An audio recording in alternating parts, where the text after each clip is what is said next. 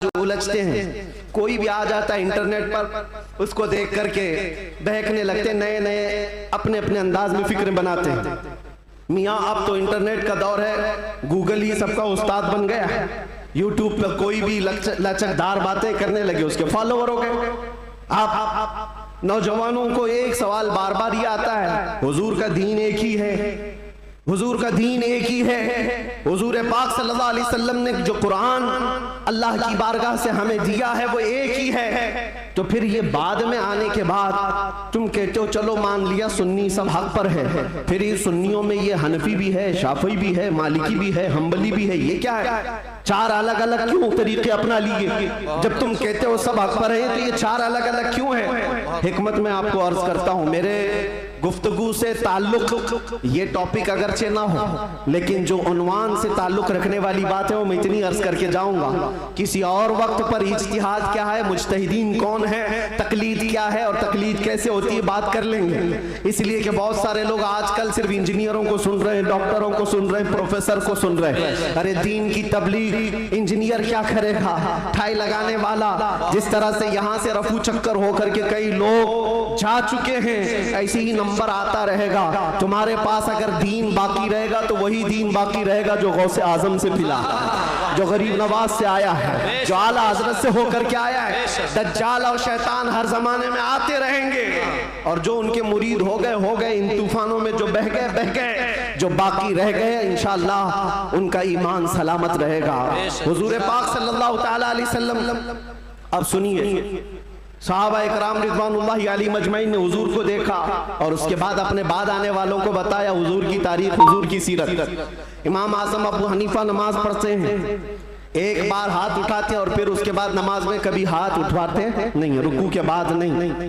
امام شافعی رحمۃ اللہ تعالیٰ علیہ نماز میں ہاتھ اٹھاتے ہیں رفع یدین، پھر رکوع کے بعد بھی اٹھاتے ہیں، پھر نئی رکعت شروع ہو تو اٹھاتے ہیں رفع یدین تیسری رکعت پر۔ تو یہ رسول کو ماننے والے ان کا طریقہ الگ، ان کا طریقہ الگ۔ یہ ایک مثال دے رہا ہوں، ایک مثال دے رہا ہوں، ایسے بہت ساری چیزیں ہیں، مسائل میں اختلاف یہ چاروں مذاہب میں، تو لوگ یہ کہتے ہیں اگر چاروں حق پر ہیں تو الگ الگ کیوں ہیں؟ ایک رسول کے ماننے والے۔ میرے عزیزو، اللہ کے نبی صلی اللہ تعالیٰ علیہ وسلم نے کبھی نماز ایسے بھی پڑھی، کبھی نماز ویسے بھی پڑھی۔ حضور پاک صلی اللہ علیہ وسلم نے ایک بار رکعت باندھ کر کے نماز ادا فرمائی اور اس کے بعد پھر اپنے ہاتھوں کو کبھی نہیں اٹھایا۔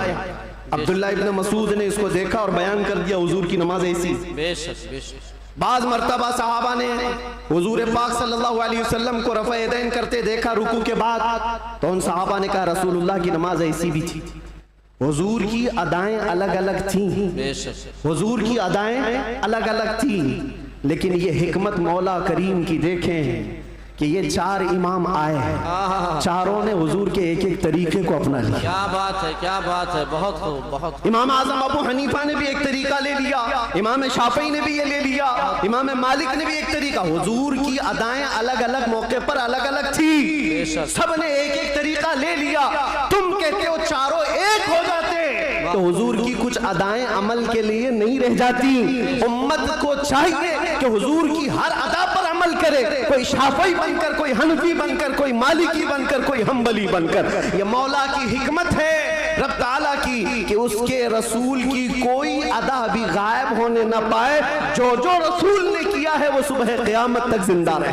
نعرہ تکبیر، نعرہ رسالت، عالمی یوم درود شریف، حال اللہ۔ اور تم کہتے ہو ایک ایک ادا محفوظ۔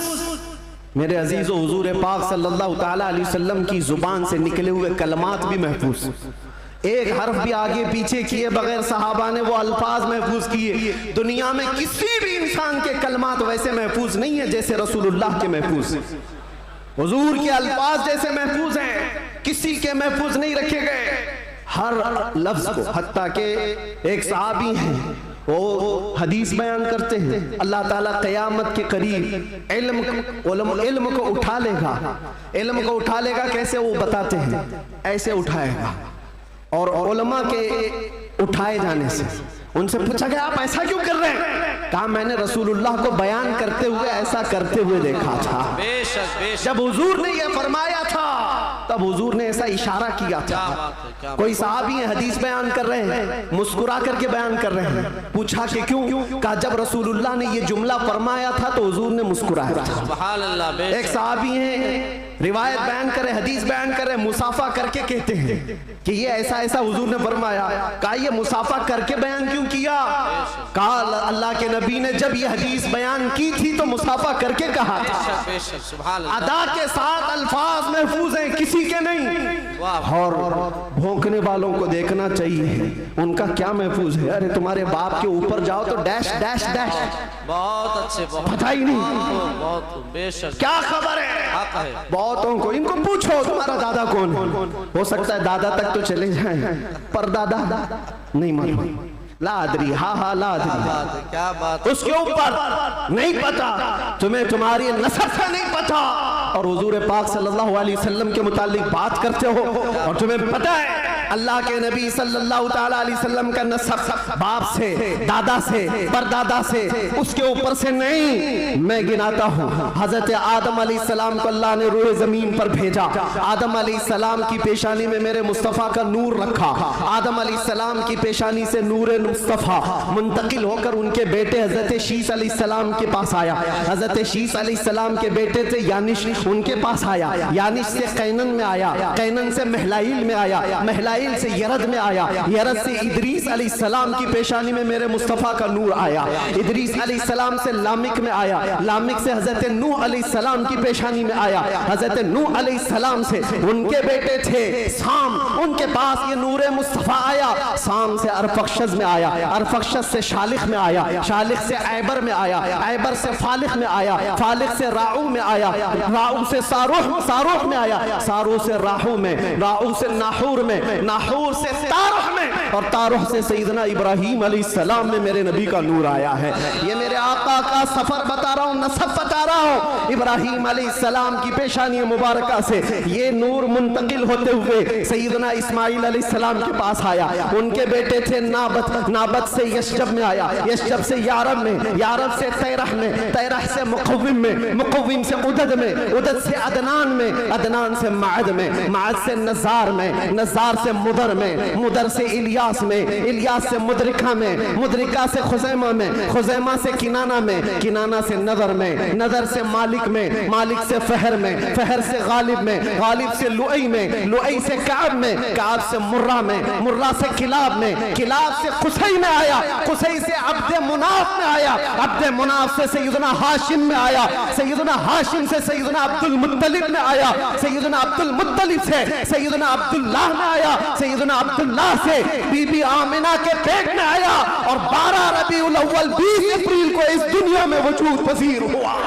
نعرہ تکبیر، نعرہ رسالت، آمد مصطفیٰ، آمد مصطفیٰ، عالمی یوم درود، اللہ مفتی صاحب قبلہ، جس کے دادا کا نام بتانا ہو وہ اتنے لمبے شجرے پر سوال اٹھا ہے، جس کا ہر باب محفوظ، قرآن کہتا ہے وَتَقَلُّبَكَ فِي السَّاجِدِينَ، میں ان سے بھی کہتا ہوں جو دل میں بغض و عداوت رکھتے ہیں اور چہرے پر مسلمان بنے پھرتے ہیں، میرے آقا کو کہتے ہیں ان کے ماں باپ کافر تھے، یہ آج بھی کتابوں میں لکھ مارتے ہیں۔ ان کو حضور پاک صلی اللہ علیہ وسلم کے والدین پر بھی سوال ہے، والدین کریمین، امام جلال الدین سیوطی رحمت اللہ تعالیٰ علیہ نے پوری کتاب لکھی ہے التعظیم والمنہ فی ان ابوی رسول اللہ فی الجنہ۔ حضور پاک صلی اللہ تعالیٰ علیہ وسلم کے والدین کا ایمان ثابت کرتے ہوئے پوری کتاب انہوں نے لکھی ہے، اور میں یہ عرض کرتا ہوں میرے عزیزوں، قرآن کہتا ہے اے نبی ہم نے آپ کو ہمیشہ سجدہ کرنے والوں میں رکھا ہے، وَتَقَلُّبَكَ فِي السَّاجِدِينَ، سجدہ کرنے والوں میں آپ کو منتقل کیا ہے۔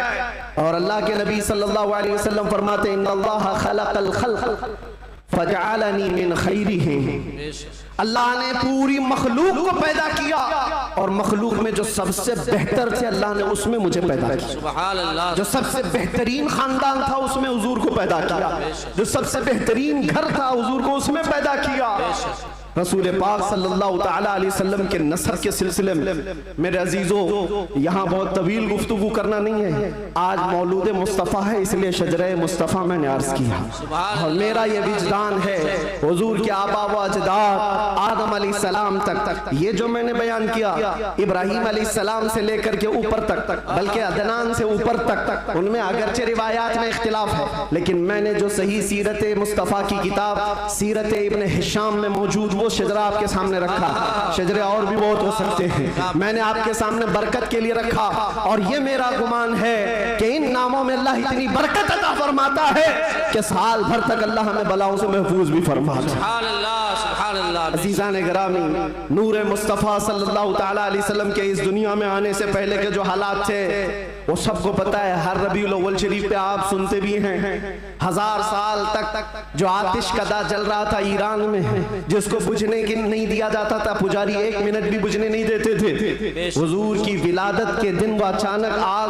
کدا بجھ گیا، وہ آتش کدا بجھ گیا، سب حیران تھے کہ اچانک ہوا کیا ہے، اور بحیرہ ساوا سماوا 2 ندیاں ہیں جن کے متعلق کہا گیا ہے ایک ندی ایسی ہے کہ جو کبھی نہیں سوکھی، وہ سوکھ گئی ایک ہی دن میں، ایک ندی ایسی کہ جو کبھی پانی اس میں آیا ہی نہیں تھا، سوکھی رہتی، وہ اچانک بھر گئی، اور کسریٰ بادشاہ کے محل میں زلزلہ آ گیا تھا، فارس کا بادشاہ جس کے محل میں زلزلہ آیا اور دیوار پھٹ گئی اور اس کے کنگورے گر گئے، اس نے سارے نجومیوں کو بلایا اور پوچھا میرا قلعہ اتنا محفوظ کہ 1,00,000 لوگ مل کر اسے توڑ نہ سکیں، ہم نے اس طرح سے اس کو مضبوط بنایا تھا، ہوا کیا ہے میرے قلعے کے اندر، یہ زلزلہ کیسے اور یہ دیوار کیسے؟ نجومیوں نے حساب کتاب کیا اور اس کے بعد بادشاہ سے کہا آئی نئی حکومت سکہ نیا چلے گا، یہی جواب دیا ہوگا انہوں نے، آئی نئی حکومت۔ آج عرب میں ایک بچہ پیدا ہوا ہے جو کفر و شرک کی ظلمتوں کو دور کر کے نور کا اجالا لانے والا ہے، نور وحدت کا اجالا لانے والا ہے، اور پھر انہوں نے یہی کہا ہوگا آئی نئی حکومت سکہ نیا چلے گا، عالم میں رنگ بدلا صبح شب ولادت۔ اور اس زلزلے پر بات یاد آئی ہے، میں آپ کو بتاتا ہوں، فارس میں یہ قلعہ تھا بہت بڑا، اور بادشاہ کسریٰ وہ بیٹھا ہے اور زلزلہ آیا، دیوار شق ہو گئی۔ زلزلہ کس دن آیا؟ حضور کی ولادت پر۔ آج بھی کئی لوگوں کے دلوں میں بھی زلزلہ آتا ہے، زلزلے پر بات یاد آئی ہے، میں آپ کو بتاتا ہوں، فارس میں یہ قلعہ تھا بہت بڑا، اور بادشاہ کسریٰ وہ بیٹھا ہے اور زلزلہ آیا، دیوار شق ہو گئی۔ زلزلہ کس دن آیا؟ حضور کی ولادت پر۔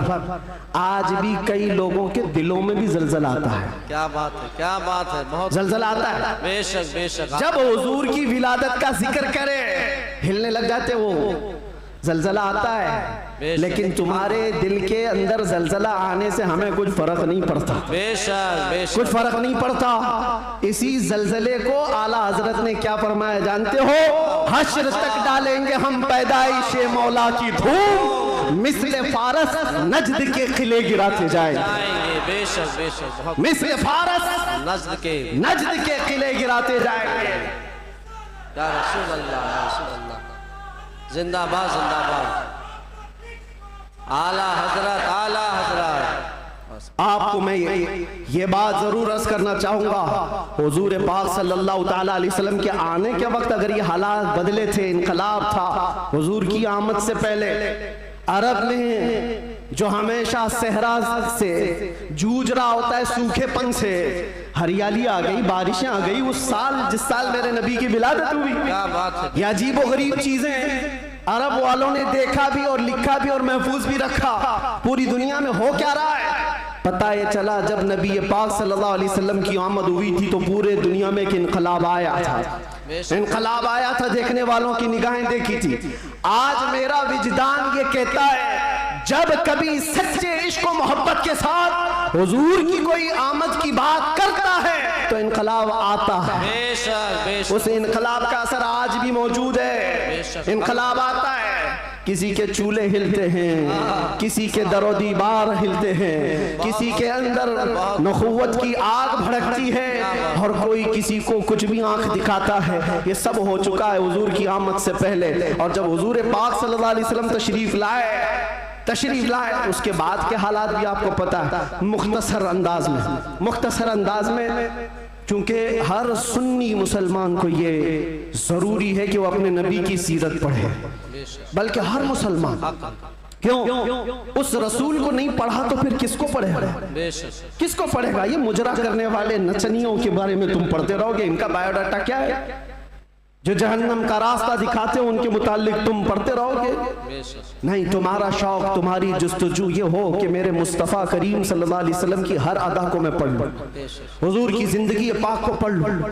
اللہ کے نبی صلی اللہ تعالیٰ علیہ وسلم تشریف لائے، حالات زمانہ بہت الگ تھے، اور روایتیں تو یہ بتاتی ہیں پورے مکہ میں اس سال صرف اور صرف جتنے گھروں میں بچے ہوئے سب لڑکے ہی پیدا ہوئے. سب پیدا ہوئے جو تھے وہ لڑکے تھے. نبی پاک صلی اللہ علیہ وسلم کی ولادت ہوتی ہے، اور آپ کے والد گرامی حضرت عبداللہ آپ کی ولادت سے 6 مہینے پہلے انتقال کر چکے ہیں، اور بی بی آمنہ کی گود میں میرے مصطفیٰ صلی اللہ علیہ وسلم تشریف لائے. اور تشریف لانے کا انداز بھی بی بی آمنہ کہتی ہیں رجب کے مہینے میں مجھے حمل ٹھہرا تھا، اور اس کے بعد سے میں نے عجیب و غریب جو چیزیں دیکھی ہیں وہ بیان سے باہر ہیں.